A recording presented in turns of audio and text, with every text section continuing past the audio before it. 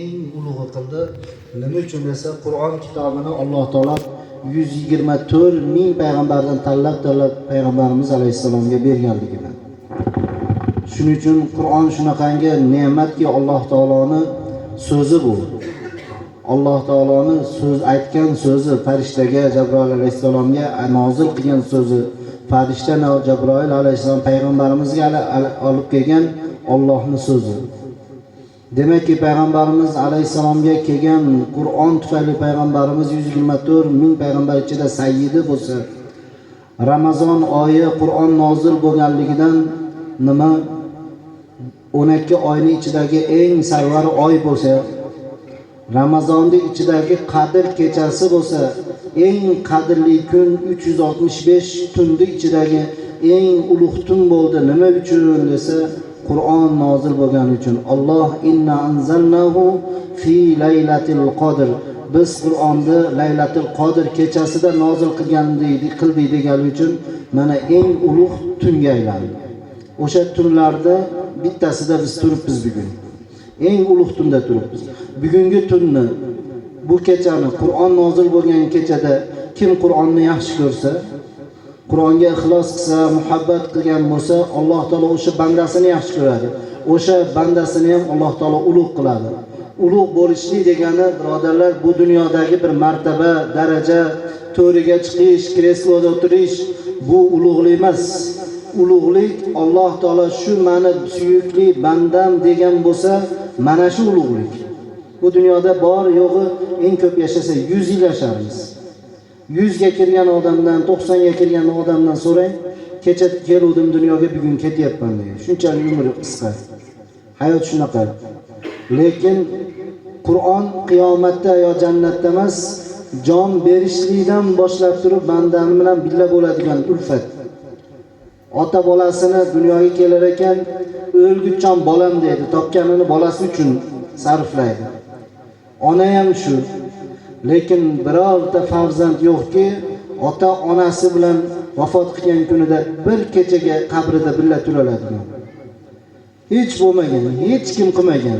Musulmon tarixida bir avliyo, bir Xudoning do'sti bor ekan, u otasi o'lib qolgan ekan, ko'rdik, chekkasidan bir eshik qoldirib, kechasi billa qorab yotgan ekan. Bunaqa gap hech qayerda yo'q. Hech kim qilmaydi, qilolmaydi. Lekin o'sha otani, o'sha onani yaxshi ko'rgan farzand yoki o'sha farzandi qabrga birga kirolmasligini bilgan ota-ona sherigini topish kerak. Sherik kim desa, qabrdagi ulfat bittagina shu Qur'oni Karim bo'ladi. Hamma boshdan oxir o'qiy olmaydi, hamma boshdan oxir yodlay olmaydi. Qur'on bilan ulfat qilishlik, mana shu o'tirishligimiz, ulfatligimiz, do'st bo'lib o'tiribmiz Qur'onga. Shunga yanada muhabbat qilishligimiz, uyimizda qayerda Qur'on bo'lsa, ixlos qilishligimiz, Qur'onni yaxshi ko'rishligimiz, ahli Qur'onlarni yaxshi ko'rishlik. Payg'ambarimiz alayhisalom kim ahli Qur'onni yaxshi ko'rsa, farzandi qori bo'ladi degan. Agar farzandi bo'lmasa, albatta qasam bilan aytganki, albatta nabiralardan qori kutsin degan. Shuning uchun mana bu mehrobdagi o'qiyotgan qorilarimiz balog'at yoshiga yetmagan. Kecha bittasi kelgan, shuni ham kavlagisi kelyapti. Bu yosh bola ekan, u balog'atga yetmabdi, iqtido qilsa bo'ladimi? Sani o'g'ling qori bo'lganda iqtido qilgan bo'larmiding yoki iqtido qilmaylarmi mani o'g'limga degan bo'larmiding? Mana shuni singari shu javobi.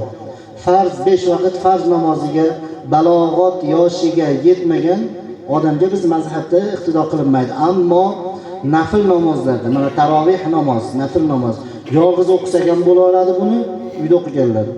Yoki imom bilan jamoatda masjidda ham o'qilinadigan namoz. Xotinlar ham o'qiradigan namoz. Shuning uchun bu nafil namozlarga balog'at yoshi emas, kim qodir bo'lsa imomga yarasa nima qilamiz? Iqtido qilib o'qiramiz. Qoris o'rnidan turchi. Mana shu bola mana Qur'onning mo'jizaligi 9 yoshda. 1 yil 1 oyda, ya'ni 13 oyda qori bo'lib keldi. Alloh hasaddan saqlasin. Men nima uchun ko'rsatim? Maqtash uchun emas. Men o'g'lim emas. Havas qilaylik ki bizni ham uyimizdan hammamiznikidan qorilar chiqsin. Bugun mana Sattorov Mahmadjon aka aytadi.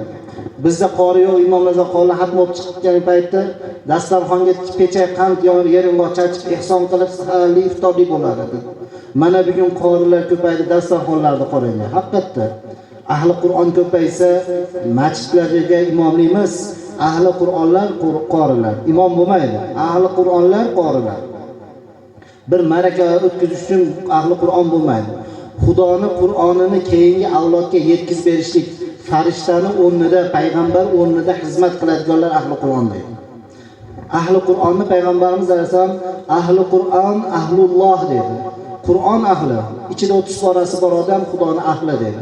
Ahli degani sizni o'g'li sizni ahliz bo'ladi, qiziz ahliz bo'ladi, nevarangiz ahliz bo'ladi. Alloh aytayaptiki, Allohning ahli Qur'onlar. Xudoni biz mana Qul huvallohu ahad Ixlos surasida lam yalid va lam yulad va lam yakul lahu nima kufuvan ahad deyapmiz har namozda. Alloh tug'magan, tug'dirmagan, Alloh taolo bundan behojat, yolg'iz Alloh taologa ota-ona ham yo'q Allohga. Allohdan keyingi bir farzand ham yo'q. Lekin Xudo ahli Qur'onda ahlim dedi. Ya'ni meni bolam chaqam dedi. Kim ahli Qur'onga qarshi bo'lsa, yomon ko'rsa Allohga qarshi bo'ladi. Qur'oniga qarshi bo'ladi. Shuning uchun Qur'onda havas qilaylik, qorilarda havas qilaylik. Koshki farzand bo'lmasa nabiralarimizdan ahli Qur'onlar chiqsin. Mana hozir men so'rayman, misol, bugun va'zda iftorda ham so'radim. Qanit mana shu 9 yoshar bola.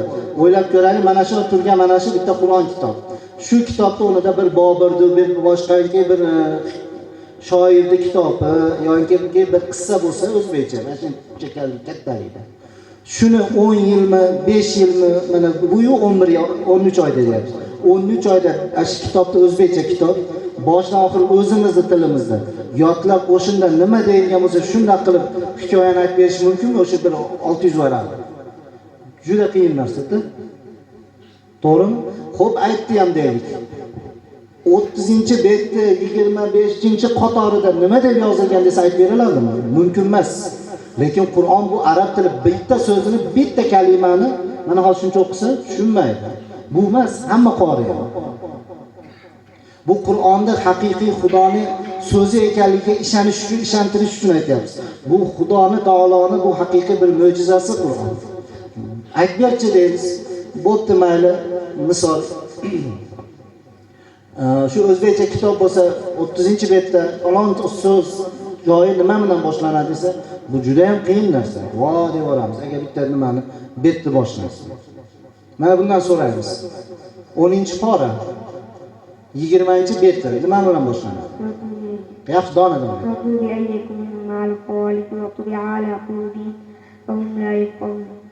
Hop, 21-pora, 21. 10-beti. Alif lam mim. Qaysi sura nomi? Luqmon surasi, to'g'ri. Hop. 4-pora. 8-bet. Ya ayyuhallazina amanu. O'qi. Ya ayyuhallazina amanu ittaqulloha wa fariqan minallazina yaruddunakum ba'da imanikum fatanqalibu khasirin. Zo'r. Xo'p. Amma porasi mana hammamiz bilamiz. Amma porasini to'g'risan?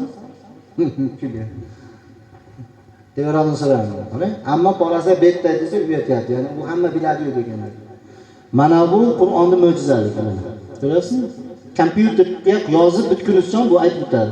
Mana shu betda, mana shu oyat nima bilan boshlanadi, kompyuter harflar yozasiz. Kompyuter chiqarish uchun bu aytib o'tyapti. Misol, bugun men senga bunga aytmadimki, men seni bir odamlarga sehrgarga o'xshab shuna qildiraman, mehrobda elda oldaymi shunga tayyorlan deganim yo'q. Alloh guvohligida. Shunchaki so'rayapmiz. Maqsad nima? Bu Qur'on mo'jiza birodarlar. Alloh xohlagan bandasini qalbiga soladi. Xohlagan bandasiga shuni eshittirishni nasib qiladi. Bugun Qadr kecha, Qadr tunida Alloh bizga mana shu Qur'onni gunohsiz, balog'at yoshiga yetmagan, hali bir gunohga qo'l urmagan, kitobotida nomayamida falon gunohni qilgan bu bandam demagan bir pokiza bir yosh bolani orqasida iqtido qilib eshityapmiz. Alloh taolo bizni ham gunohimizni shu yosh bolalardek gunohlarimizni poklab yuborsin shu Qur'on tufayli. Bugun Qadr kechasi Alloh taolo bilib, bilmay, katta, kichik, hattoki Allohga qaslanib, qani iloh bo'lsang, chin Xudo bo'lsang, qo'lingdan kelsa meni bir shu gunohimga azoblachi deb Xudo bilan olishib qasdlanib gunoh qilgan bandasining gunohini kechiradigan kechada turibmiz. Xudo taolo hammalarimizni gunohlarimizni kechgan bo'lsin. Alloh subhanahu va taolo bu dunyoda Qur'on bilan yashashlik, erta boya aytganimizdek qabrda sherigimiz Qur'on bo'lsin. Qabrda yaritib turadigan narsa bu Qur'on. Alloh taolo qabrimizni, bizlarni dunyoga kelishimizga sababchi bo'lgan ota-onalarimizni qabrlarini ham Qur'on nuri bilan pir-nur aylasin. Gunohlarini mag'fur aylasin. Oxiratlarini obod, joylarini jannat aylagan bo'lsin. Salom.